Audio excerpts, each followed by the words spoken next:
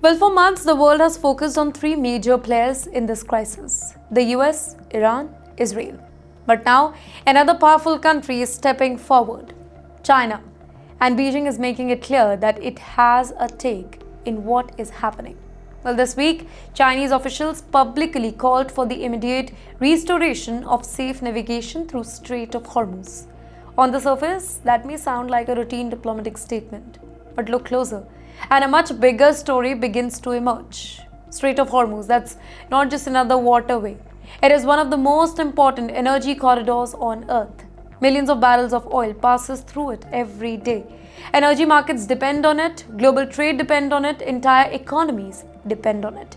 And China knows that better than anybody else. As one of the world's largest energy importer, Beijing cannot afford instability in that particular region. Well, every disruption affects supply chain.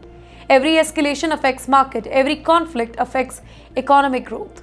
And that is why China is paying close attention to the Iran-US negotiations. But Beijing went even further here. Chinese officials revealed that their own vessels are operating in the region and pledged to protect their safety. In other words, China is no longer behaving like a distant observer.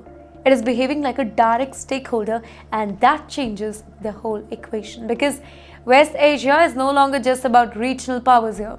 It is becoming a stage where global powers are competing for influence. And now, Beijing is warning against actions that could derail diplomacy here. Well, the message is quite simple. China wants stability. China wants open trade route, and China wants the deal to survive here. But while Beijing pushes for diplomacy, a different battle is unfolding inside the White House itself. Because not everybody in Washington appears to agree with Mr. Trump's Iran strategy. And yes, that disagreement, that is becoming impossible to hide now. Can you imagine spending maybe years building a strategic partnership? Years of diplomatic meeting, years of defense cooperation, years of military exercises, years of speeches after a free and open Indo-Pacific. And then suddenly one word disappears. Just one word. Well, sometimes one word can change everything. And this week, the United States officially announced that the Indo-Pacific Command will once again be known as Pacific Command. That's right.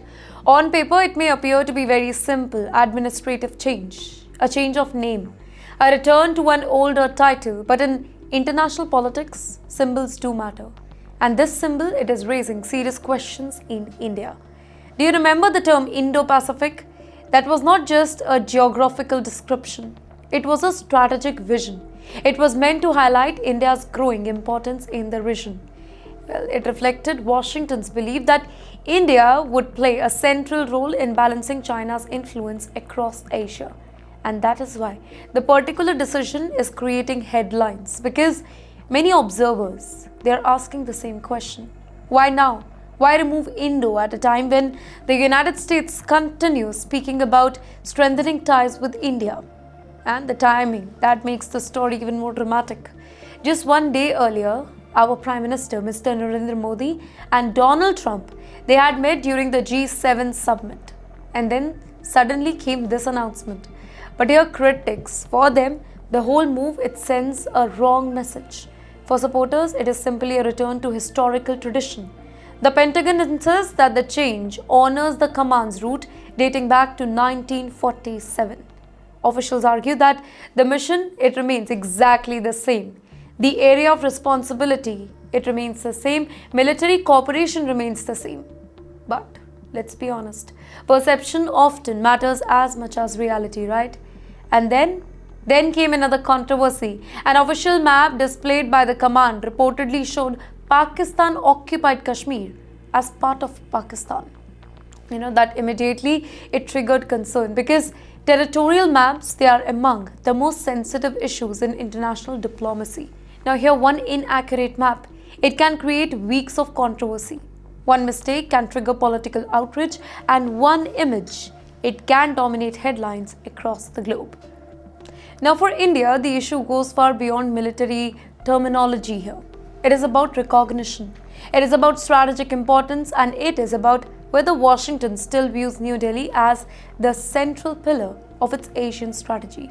Well, for now, officials are just trying to calm the concern here, but questions do remain. Because when symbols change, people start looking for deeper meaning here.